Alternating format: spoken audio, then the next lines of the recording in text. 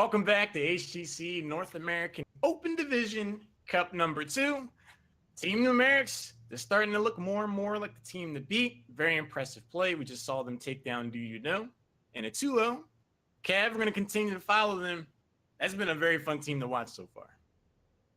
They've been a great team to watch, and I'm excited to keep following them. I'm hoping we actually see them on some different maps, because I'm curious to see if there's something else they're going to be pulling out.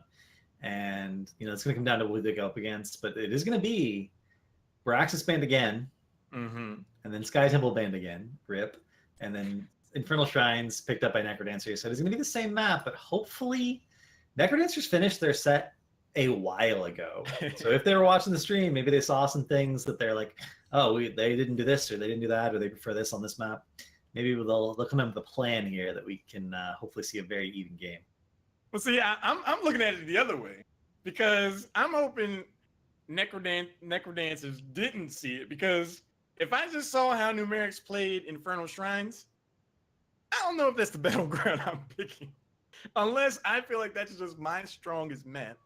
I don't know, man. I would try to take him to some place we haven't seen him at tonight, because you want to talk about momentum? We just saw Kwanzaa and the crew have a very impressive game on this very battleground a few minutes ago, less than 10 minutes ago. So you take them back here, they're already warmed up. So you got to be pretty confident. Looking at the names on this roster, I didn't know who was on Necrodancers. We're going to have a really good game. And it's some name dropping here. Domo Varian is on Necrodancers. Domo Varian, of course, a one-trick GM Medivh player at one point in his career. He's been on a successful Dorms team many times for Heroes of the Dorm. A very strong player, a very strong drafter. And I'm very excited to see him play, because it's been a while since I've actually cast him. Dude, Necrodancers comp is dirty. They got physicals, Azariel, Damavarian, Medivh Master, and Laval's own Quantum? Laval was the team in this year's Dorm that did not draw a single game. Like I said, good luck to Team Newmerics. And we are in for a treat. Kwanzaa and Zabatak are looking to get their revenge tonight, because it came down to Kentucky and Laval in the semifinals. Didn't go Kentucky's way, but Team Newmerics enjoys the luxuries of first pick, first ban. Maybe that's the statement. Maybe that's the statement, Cav. We just saw you do well in Infernal Shrines. Take you back there and show you a different level of play. Always confidence, right? If I'm a confident team, I'm going to take you to a map where I know, but I've just seen you play, and you don't necessarily know how I'm going to play. And I'm going to target ban your one-trick hero, apparently. Of course, he's not a one-trick. He was, at one point, a very heavy Medivh player, because you have to put in a lot of games to get really good at Medivh. But he plays a variety of other heroes. They're just denying the thing that they know. They know the enemy team, so they're banning known over meta, which I think is a really good decision. You understand your opponent.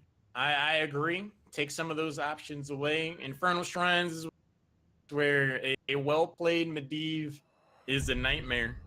So just go ahead and take it off the board. You have first pick. Force them in a position where they're either going to give you Urel or take it off the board themselves. And then you kind of have the edge on the pace of the draft. But we're going to see Envy's Genji get taken away. Bit of homework potentially done on that front. But at the same time, it's a very meta-conscious decision. Do we see the space go? Yes, we do. It's kind of interesting to ban the Genji, because you would never take Genji into Urel, because his advantage of being able to gank the offlane doesn't exist in Urel. In fact, frequently what will happen is if you send a Genji to gank Urel, Urel will 2v1 and kill both people because they push into her so hard. This has happened to me in real games on ladder. In real life. In real life, I will send two people to game me on Urel. I'm like, I just kill both of you. This is great. And so you wouldn't pick Genji into Urel, and then you wouldn't pick Genji. You would absolutely pick Genji with Urel. So if you don't ban the Genji, they can pick it up in the 2-3 here and put you in an even worse spot, because then Genji can help gank the offlane with Urel in the lane you're already winning. And it's it's awkward to say the least. But we're going to see the Blaze Deckard response. I like that. Blaze with Adrenaline at 1 can clear the way fast enough that Yrel can't just shove your towers down. Yeah. And can't just damage you with her insane E damage. And then Bunker is a nice saving tool for any Deckard comp because you don't have a burst save utility when you have that support. So I like that pickup. They're definitely playing for the team fight at this point. And that's Hanzo Diablo. I'm curious if that's going to be APOC or Dragonair with Dragonair, or if it's going to be Lightning Breath with some other pick in the 4/5. Well, I mean, we saw Lightning Breath do no of damage and net no small amount of value just last game. There is an argument for both. One of the most curious things in the 1-2 selection for Necrodancers is that they snapped that up immediately. Like, it was 1.5 seconds Deckard Blaze. So this is a team that has a pretty clear plan in mind for their own selections, but they are giving more time to think about their bands. So while they have their own strategy for their composition, they are keeping an eye on what's across the aisle. You don't see a support yet snapped up. But, ooh, they're saying, hi, Kwanzaa. No thanks. I like that. I like that for 2 reasons. One, Chromie is really good on Infernal Shrines if you already have enough wave clear, which Hanzo from 4 onwards will give. Then she also has a lot of control from her ult, from her time traps.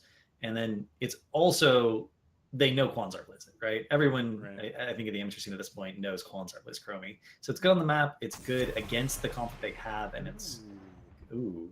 I like that. Yeah. I like that a lot. Because I was going to say, it'd be pretty messed up if we saw Necrodancers take Sergeant Hammer in their 3-4, and then Team Newmerics has to eat what they've been dishing out all night, where there's just this long-range poke that the enemy team can't get to. So we see both of those options taken off the board. An evolution of even tonight's meta right before our very eyes. Hammer's a really interesting hero because she's like Cassia in a way, where if you draft, or old Cassia, where if you drafted all AA damage and not enough CC, or they had a cleanse, and the enemy had a cleanse, and then they pick Cassie into all your AA damage, you literally could never kill her, and she can kill your entire team because she's a hyper carry. That's her design. Hammer's very similar. If you don't have the right answers to Hammer, you literally can't win against a correctly played Hammer whose team is zoning for her appropriately. So in a lot of cases, you see that your team's not going to have those tools because you've already picked your 1-2 or your 1-2-3. You have to second ban. Okay, we're gonna see the Tychus show up again. However, this time it's a selection in the 3-4. Tychus can do something of a bootleg Hammer impersonation with Odin over the objective phase. The blind is going to be a scathing indictment on the amount of damage that Yrel, Hanzo, and Diablo can do thus far. Do we look to see something like a Goldan to round out the rest of the composition? Kwanzaa does like to play those range heroes. Junkrat was a not too shabby a selection either. I'm really curious to see what Newmerics does in response to this. This is our first time seeing. I'm still thinking about how Tychus would feel about being called a bootleg siege tank. I mean, he likes bootlegging, but I don't know how he feels about bootlegging himself. He thinks of himself as the genuine article. He's a discount Hammer. I'm sorry, Tychus. I know he's the outlaw, but come on. And it's going to be Junkrat Malfurion. It's always interesting to see Malfurion go this far down in the draft, just because he is considered essentially the top tier support for pro play at the moment, above Deckard, but not much above Deckard. Deckard's been climbing up. I think as people are getting more and more experience with him, Deckard's potential is starting to shine through a little bit more. But it's still like Malf this far down is unusual. It goes to show how much respect people need to have for certain heroes in the current meta that a hero like Malf can go literally the last pick. I think it's because overall the meta is starting to shift to how you can engage and how you can do damage. So yeah, while Malfurion's very top support, if you first pick Malfurion and you didn't ban Yrel, you know that's showing up in the 1-2 for your enemy. So I think there's just been an updating set of priorities. Like, hey, Malfurion's great, but we need this right now. Last hero to select for Necrodancers. How do they round this out? Some more range poke, maybe some ability-based damage? A little bit of both. They're going for Greymane. Cocktail build was buffed, and that used to be Greymane's claim to fame on this map in particular, just because it was so good at stealing last hits. And it was nerfed, and then Hanzo came into the meta. and Hanzo's explosive arrows was even better at doing that. So we saw a little bit of a drop off, but I'm curious to see what they can do. That is a lot of threat onto the Diablo if they want to go for Curse Bullet. It's also a lot of threat onto the Junkrat and the Hanzo if they want to go for Growth of Throat, because there's not going to be a massive burst heal as long as you stay spread. If Malfurion can W multiple heroes, he has an amazing burst heal.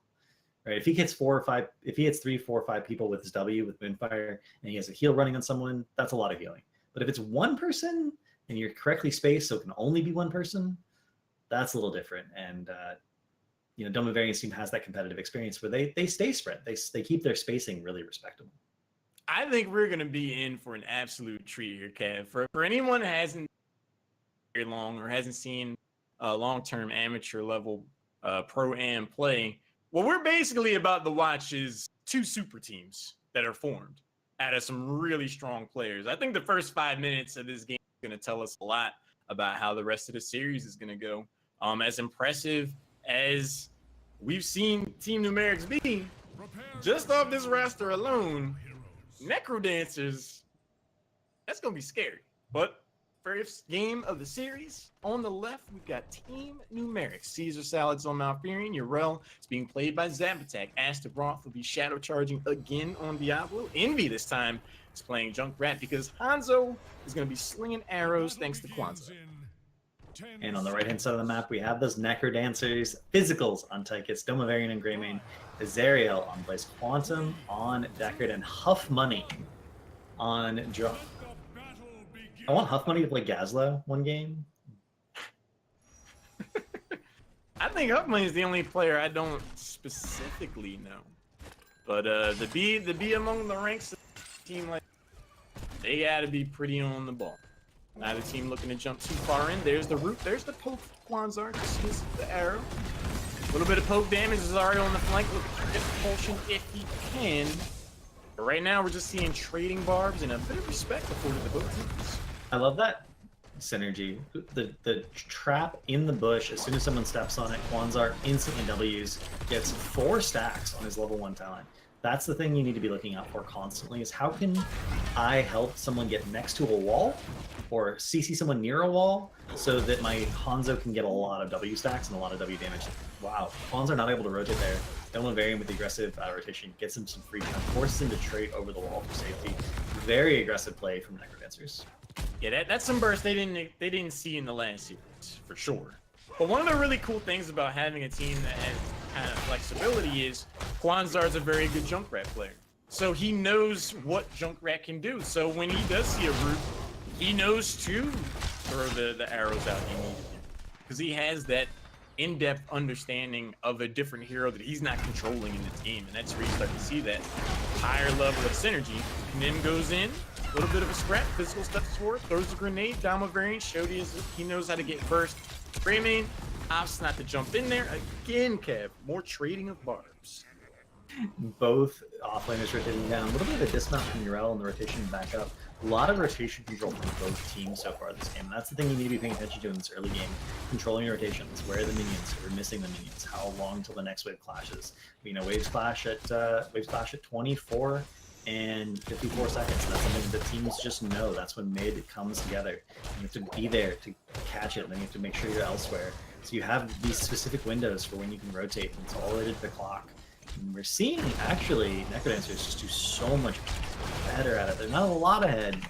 They're only a little bit ahead in terms of the rotation, but we saw earlier tonight how much a little small tempo advantage in the rotation can end up being a big advantage in terms of having camps out, having pressure during the first objective. I mean, it's so interesting to see the different, like, the upgrade in skill overall. Last game, we were really complimenting Team Newmerics' ability to have that macro pressure, and they're showing that they still do. But they're going against a team that also understands high-level play. The Bruiser Camp waiting to be picked up. Astaroth, more 200 IQ plays. He knew that was likely sitting there, but the rotation wasn't in there fast enough. Both of these teams are showing right now that they know how to play at a very high level. Really, I'm curious to see if they decide to go full 5v5 here. They do, and this is going to be Hanzo's stealing potential versus the sheer area damage coming out of Necrodancers. And they're going to have to really let Hanzo position. They're going to position so that Kwanzaa can seal those last hits with this cube. That's their job, is let the enemy team group them up and they're doing it really well. Look at 18 to 15, and they're letting Necrodancers catch up. Astrobrath is getting absolutely focused down. He's forced to back out. 21 to 18, they're maintaining that exact 3 minion gap, but Group 4, it's so close. A lot of value over the long-term potential is going to go the way of continues like this. Both teams putting up a strong front. Astrobroth ate so much damage, had to hit as well. There's the shadow charge. Johanna has the Iron Sheet just in the nick of time. A well-placed root is going to augment the approach. Dama Variant then is left extended just enough to eat a good amount of damage. Arcane Punisher is going to get snapped up by the Necrodancers, who are looking to boogie down the mid lane with the Limbo Bars. So good by Necrodancers. They pulled all the minions to their side. They had some of their front lines stand between Hanzo and where they grouped up the minions. Hanzo could not steal them, and then they focused on the minions. They were like, oh, you're engaging on us? That's fine. We're not going to attack you. We're going to attack the minions. We're going to win the objective, and we're going to take advantage of the fact that our lanes are all pushed out to send 2 people to soak. So we're going to do a 1-3-1. This is what you want to do when the middle Punisher gets picked up. You want to do a 1-3-1, push with the 3, get as much as you can, but get every other lane of soak at the same time, and they're just in a really good position. Level 7 advantage for the moment is immediately evened out, but the middle fort gets taken down. We were again talking earlier about, the first Punisher, middle wall, something like that. They come away with the fort without a Sergeant Hammer. Greymane had a hand in all that, I'm certain. But yeah, man, we're seeing 2 teams that they don't really like to make mistakes. So the one time someone's out of position, I know for sure they're gonna get jumped. Physicals at level 7, picking up that relentless soldier, so he's gonna have 25 armor every time he gets stunned or rooted. Obviously a lot of stuns and roots on the enemy team. It's going to be very difficult to kill him if he gets going. If you don't kill him, he's going to be a constant threat to your Diablo anytime Diablo tries to go in. 14 out of 20 on simple geometry for Kwanzaa, and the map's kind of neutral at this point. Necrodancers knows they're going to get 20, or excuse me, going to get 10 first. So they're just sort of AFK. They're, we don't need to fight over anything. We don't want to risk it unless there's something valuable to fight over. And you can see this bottom camp, they know it's being taken, they decide to fight over this, especially because they have the rotational damage with Blaze coming down sooner. Nature's Cure coming out from Caesar Salad at just the right moment. That is going to be the difference between Diablo getting that free ride back to base or not. A slight experience lead could become sizable once level 10 shows up, or Necrodancers came away with this bottom fort. They're looking to further reap the rewards. Decker Kane does a little bit of investigative work with the root. Chip damage that could add up to be quite a bit later on. Doing a really good job keeping his inner beast stacks up here. He does keep it by attacking the wall and as stacking the minions. He's just going to keep that attack speed for forever, basically. He doesn't want to drop it. At some point, you get enough back that you don't need to worry so much about, letting it go down. You're not consuming too much mana at that point. 10 is picked up. They get the half of the bottom wall at least, and they're going to opt to rotate out. And I'm surprised they don't just stay there and continue committing to that lane, considering they have a distinct advantage there, and nothing else is really going on the map. Yeah, and I mean, they had a pretty solid idea. Lane, so flank and then knock around wasn't exactly there. And I make more of that advantage. Bruiser Camp is going to get picked up. Level 10 is now had by Team Newmerics, so we're going to see this next team fight happen with a lot of different added layers in the forms of heroics. We got Bunker, go for the throat. So they're not looking to capitalize on down. Diablo, Ardent Defender would be really strong against that. So they're looking for these backline squishes. They're looking for Malfurion, who won by Spawn until their team, looking for the Junkrat, looking for the Hanzo. And if they can catch them, if Greymane actually gets on one of the squishy heroes, especially after Diablo's already gone in and used his combo, so it's not available in the field, they're going to be in a lot of trouble. Overpower, forces out the Iron Skin. Zab attack, has the wings out, looking to fluff. Stun, there's the dim. Used for the group potentially. All it does is zone. Dragon Arrow goes out. Riptire explodes. Azariel, Huff Money, able to get into the bunker in time. Physical, looking for that armor if he can. He's actually looking to just escape. The Iron Skin does come back. There's the huge root. Is going to leave Azariel out to dry. And then the Junkrat Mine will seal the deal for Blaze. Single health points before he goes down. I've never seen someone live for so long at 9 health. I saw 2 there for a second. It was very impressive, but he does finally go down. And he essentially got left behind by his team. They did everything they could to save him, but there's nothing more they could do. The displacement coordination coming out in Newmerics was very real. You might see it again here. Alpani does not have Iron Skin available, but he barely manages to dodge the Decker group. 39 and 25. This is definitely going to be the objective going over to Newmerics, but they're even trying to get more kills before that happens. Nova Variant ends up going down. He loses half of his Wizened Duelist stacks. Oof. I was just slowly shaking my head the moment Necrodancers turned back in after plays. What did they have to gain? They weren't realistically going to go in there and get ahead in the defender count. The Mortar Punisher was already a foregone conclusion, so the only thing that they were really doing was giving a chance for Newmerics to further Twisted Dagger. They managed to do exactly that. Mortar Punisher already at half health though. Zariel is back to business. Greymane's gonna go do things elsewhere, but a lot of damage. He's at back. Wait, but the Dragon Arrow's like, before you go, but wait, there's more.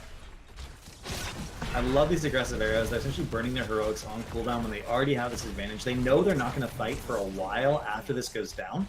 They're going to wait till they have their team before anything happens. And so they're okay with burning these short cooldown heroics. And that, it almost looked like that Lightning Breath was just burned for wave clear at that point. But there's also the zoning potential so they can guarantee the fort.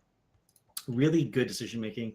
And then the Dragon Arrow into the Riptire. If that had secured a kill, it would have been perfect. But it was so close, and you miss 100% of the shots you don't take. So when you're already winning, trying to get these additional kills, trying to get this additional snowball is very valuable, and there's something to fight over. Like in coordinated play, you're being really disciplined. There's something to fight over for the next minute anyway. So your cooldowns are going to be back up by the time the next fight actually happens. And both of these teams have a very acute understanding of the ebb and flow battleground. Particular. So they can go in there and throw those heroics with that carefree attitude because they know by the next time they need it, it's going to be available. Bottom camp is still up for debate potentially, but with 4 people here committed from Newmerics, that bad boy is going to get painted blue. 3 members down in the bot lane. Damavarian not necessarily coming out ahead in a trade with Yrel. Greymane v Yrel. Goes in the way of the GOAT. Interesting. It's really hard to out-damage Yrel's sustain. It's just very difficult. We're actually seeing a different 13 than any of the 13s we've seen tonight for Yrel. This 2v1, look at this. Yrel is only at half health. She gets the steed. She hits her R for the absorb. Gets a massive slow on a Dome of Variant. That's a 75% slow with that 13 talent. Unfortunately, Astrobroth did not get the follow-up with a flip. Dome of Variant does barely get away. And he's back up to 7 stacks with his Wizened Duelist. 7 out of 30. He's really trying to get that stacked up. Azariel definitely comes away with MVP that specific moment because if that jet propulsion didn't go, if that overpower connected, I'm certain it would have been curtains for Damavarian. But Greymane gets to go away and goes to start the Bruiser camp up. Level 13 had for both teams. Soft money rotates up. Zebatak just jumps forward, narrowly avoids the jet propulsion, but they didn't even know to try to. Then there's a stun follow-up. For less than 100 health, the GOAT actually dies? Yeah, so the rule is if you send 3 people, you can kill Yrel. If you send 2, you can't. So that was a 3-man gank on Yrel, and therefore there's a chance she dies. Blessed Shield had to be used. So you have to use heroics, and you have to send 3 people, and then she can die. It's you saw it in Tempest. She has to not have her heroic. Yeah, also true, because we saw it, well, even then, we saw Tempo Storm manage to gank Yrel with Karazim, Dahaka, Murden, the 7-sided ISO stun. It was doable. You could kill her in the duration of the CC. But it's not easy. Not easy, but in this instance, it was done. 16 seconds for the next shrine shows up. Team Newmerics have a successful hold on the top 4. Still have about a half a level of experience. 16 could potentially be had here. Both of these teams look to play this like the back 9 of an 18-course golf game. A couple seconds for the shrine shows up. Astrobroth goes looking, finds what he was potentially looking for, but Junkrat ends up paying for 3. They weren't there to 5 yet. It's really unfortunate that Astrobroth stepped forward and put himself vulnerable. Junkrat also did not back up the moment his tank started backing up. They didn't maintain that spacing, which meant that Junkrat was suddenly in the front line, which is the opposite of where a Junkrat ever wants to be. And as a result of that, they should actually just straight up lose this objective. Getting into with the Odin, with the Condemn, with the Blazefire, they're going to be able to do this objective so fast but it'll be by the time Junkrat's back alive. Yeah, Yrel rotated down bottom like the objective. For all intents and purposes, it's not. Level 16 around the corner for both of these teams. This Frozen Punisher is going to get snapped up by Necrodancers. They're going to look to do some damage on that middle keep wall. They wait until they have level 16. They stick their finger in the air, check the winds, make sure everything's just right. Blaze is on standby for the next one. They're also going to get double Khazra camp here, at least try to. 6 Khazra pushing with the Punisher is going to be a lot more impactful. And this gets discovered. This gets discovered and they get forced out, but nothing else happens. Zabatak is going to be just fine. Lornado comes out for the disengage. Greymane does get the other camp, and looks like they're going to go for the reinvade. They're going to look again for this Khazra camp. Go back to the well. Quantum for the moment caught 4. Vaster about it. Muta 8 upon fun for it. Could have been a moment. Jumps over the wall, perfectly baited. Quan's already running the damage though. As Brock rotates in, gets rooted. Tries to help with the poke. This is looking to be a pretty successful defense. Hanzo's netting a lot of value, melting this bad boy down. And the lightning breath says, we really don't want you to come in. We'll spin this heroic and we'll save our keep. And get some pressure up top. Neat. Yeah, that camp's been pushing top lane the entire time. It's actually gotten a keep tower, which is worth a ton of experience at the stage of the game. And, you know, despite the fact that they won that objective off of essentially a free kill from a mistake, this is even an experience. This is essentially strictly, this is going to be 17 versus 17. No real advantage for either team in terms of structures. That is no significant advantage, even though there's a small advantage mid. So fort down for one side, fort down for the other side. A little bit of keep wall damage, a little bit of keep wall damage. Very even game. I was hoping we would see an evenly matched, hotly contested best of 3 between both of these. Neither side are looking to disappoint. 17 to 17, 2 takedowns apiece. Hard to get more even than that. Damavarian and the crew clearing out the siege camp down bottom. Team Newmerics going to rotate up and help themselves with their siege camp. Cavalierguest camp already picked up earlier by Blaze and company. Who makes the next move here? I'm really curious to see how this plays. It just sort of depends if you think you have a better shrine fight. If you think you have the better shrine fight, you can just AFK, sort of wait for the shrine. But if you think you have a better laning experience, like a better ambush experience, maybe you try to clear waves, look for a rotational advantage, look for a pick, get a camp out for that lane pressure. It just depends. And it looks like both teams are like, we are not sure which one of us is better at this fighting thing. We both think we're better on shrine. We both think we're looking for the pick. Zariel may get caught out here, but Malf is not in range for the follow-up route. And that's the problem. The tank can run ahead and just be too far away for any follow-up to actually get there in time. Go for the throws, picked up at level 10 for Greymane to go for the back line, but we're seeing a shift in strategy overall from the Necrodancers. Titan Grenade for 5% of someone's health bar, and then Executioner to work with the slows and stuns available to the rest of the composition. They could look to shift their strategies more towards taking down the Diablo or the Yrel with those. I think they just need to kick out more damage overall if they want to try to get a serious team fight to go their way. Such a funny dance. So we see the rotation coming up here, and it looks like they got vision of that. They saw that happening. They're like, oh, we can pressure in bottom now. And they get the fountain. That's actually so important that that fountain went down, because now they have a fountain versus no fountain for this next objective fight. If they get chunked, if they get low, they can back up tap and re-engage. That's not going to be an option available to Necrodancer. There's a shadow charge after the jet propulsion. No power, so he's going to be able to get away. But you make a really good point. It's hard to overvalue. Like in the Sky of Foundry, you want to try to get the well in the top lane for a second objective. So do you want to take away the sustain options down here for this next Punisher? Both teams still evenly matched on experience, so the next decisive team fight, Cab, could blow this game wide open with a serious Punisher and a Storm Tier talent advantage. This is just going to be a straight up even fight over the objective. 19 to 18 right now, so it's a small scaling advantage. That's basically a huge jet propulsion into the choke, but a massive dangerous gear coming down. But Astral Breath may end up going down. Hanzo healing with his arrow. Diablo ends up going down the bunker. Actually secures the kill there. Dunker damage is nothing to be scoffed at. We're going to see Zabatak actually go back in to kill the bunker, hoping to get the counter kill on the Blaze. Blaze jet propulsion's away, and this is getting brutal. Executioner Titan Grenade having an impact. will be back after the messages, but with no souls, considerably more squishy. 28 to 18, continuing to rise for Necrodancers. Irons can get used. There's Condemn.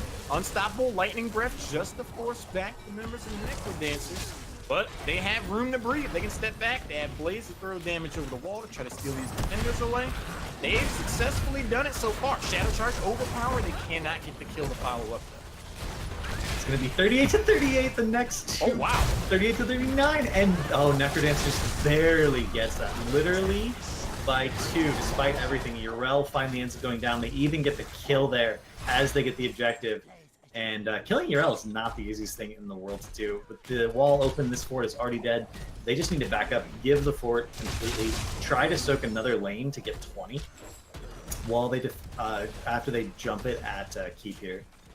I'm thoroughly impressed with Team Newmerics' ability because I was like, okay, after the Necrodancers outpace, right? It went to 38 to 38. And Go for the Throat was used, and that was the difference maker between Yrel getting taken out. And another staggered death, Diablo, not with 100 souls. Quite the easier target. Mortar Punisher going away. Hanzo goes down. Riptire, but the only rip I'm seeing here, Kev, is potentially the end of this game with that last hit. And that's sort of the difference between really great teams and sort of average teams, sort of good teams. The instant kill on that sidewall by Necrodancers allowed them to come through with the Punisher and essentially engage in a 6v4 because it's 5 of them plus the Punisher, and even with a Talenter advantage. Whereas Newmerics are like, okay, we can jump this, we can defend, we don't need to soak 20, we don't need to be especially careful in the defense because we already have the wall up. But that instant kill on the sidewall, they burned a lot of cooldowns just to kill that sidewall as quickly as possible. And they just came straight in and fought with the Punisher. I gotta tell you, man, we see games like this. The higher the bar gets raised in the Open Division for North America, the more I'm like, man, I don't want to go to the Crucible. The bottom 2 teams at HGC need to keep a very sharp eye for these developing teams because that level of precision is not unlike what you would see on Friday, Saturday, and Sunday on the Blizz Heroes channel. And it's only going to continue to improve as these teams get more synergy, get more time together, get more experience under their belt. Physicals with the Tychus didn't die. 51,000 hero damage, not too shabby. A lot of damage on the other side as well. But Cav, it was just one of those instances where you have 2 really strong teams, and the higher that skill cap goes, you make one mistake, it's gonna go bad. It's really all it takes at a certain level. Like, whenever you have an even level, even talent tier fight in the 16 to 20 range, the teams are even. The teams up to that point have executed evenly. You know, the mistakes have balanced out. The rotation, you know, your rotation here, we didn't match that, but we matched your rotation here. We got that evened out. As a rule of thumb in competitive Heroes of the Storm, if you're ever more than 3 levels behind, you might have played well, but your opponent had to make a mistake. But if you're even, then you made the same number of mistakes or you made the same number of good plays, however you want to think about it. The ratio is the same. And then it came down to just one fight. And that's sort of how Heroes of the Storm works at the moment. That's why Dread once said that Macro is dead as a win condition in the current iteration of the game, although he's clearly never seen EU Chi Sky Temple. But when you have even, like, that was a very even game, one mistake, one better decision, and it was all over. You know, what's really cool about games like that in particular is that we're seeing 10 very highly skilled players that commit a ton of time to sharpening their craft. And then the competitive warriors in them, they live for moments like that last team fight that we just saw. Even on takedowns, even on experience, it comes down to this team fight. We're both playing at our best. That kind of adrenaline rush easily translates to the audience. I'm sitting there, the next objective phase is showing up, and I'm probably as excited as they are, if not more so. So just seeing 2 high caliber teams just go at it, show their stuff, show what they're capable of, show their promise and potential, it makes me really hopeful for the future of NA, man. I'm loving what we're seeing so far. Absolutely. And a lot of these teams, a lot of open teams scrim just as many hours as the actual HGC teams do. HGC teams spend 6 hours, 5 days a week. A lot of the open teams are matching that. They're putting in that work. So the fact that they put all those hours in and then it gets to that point in the game where their practice pays off. They're like, we know how to approach this fight. We know where we need to position. We know we're not going to make this mistake or this mistake or this mistake that we made in scrims that lost us a fight in a very similar situation, is so incredibly rewarding. And it has to be so exciting for the viewers and for the players to be able to look at this window into like how much work goes in to these games. Because there's no way you look at that game and be like, wow, that was easy. They didn't need to work very hard to do that. They needed to work really hard to achieve that level of play. Yeah, you can really see all the time that they put in. One of the, I gotta say this, man. Going into the draft, the game one, I said a comment about Tychus and his relation to Sergeant Hammer. I would augment that statement to say that physicals as Tychus is not a bootleg Sergeant Hammer, but everyone else's Tychus, I don't know, man. I mean, you gotta play like that, because the relentless armor really shut down the opportunity or just the idea of engaging Tychus. Like 25 armor, that's gonna be pretty tough to deal with. So he was just able to hang in the back, position well, and just set up big plays for the team, especially with Titan Grenade along with Executioner. You proved me wrong, man. He's not a boot. That's sort of one of the frustrating things about dealing with a Tychus into the late game as well. It's you can't kill him. If you stun him, he has 25 armor. He has 25 additional armor from Odin. He has 75 armor on demand from his level 13 talent the last 3 seconds. Neo-Steel coating. So it's like we can't ever burst you down. Arguably a self-cleanse. Yeah, with the Unstoppable from Odin, we have seen it used that way. So like the more heroes you have in their composition where it's like, we can't kill them. We can't kill that hero. We have to focus. Oh, no, we can't kill that. Oh, no, not. It can be rough. And that's one of the main benefits of drafting Tychus is if he plays safely, plays well, he's never going to be the problem. And you can focus a lot of your attention on saving other members of your team.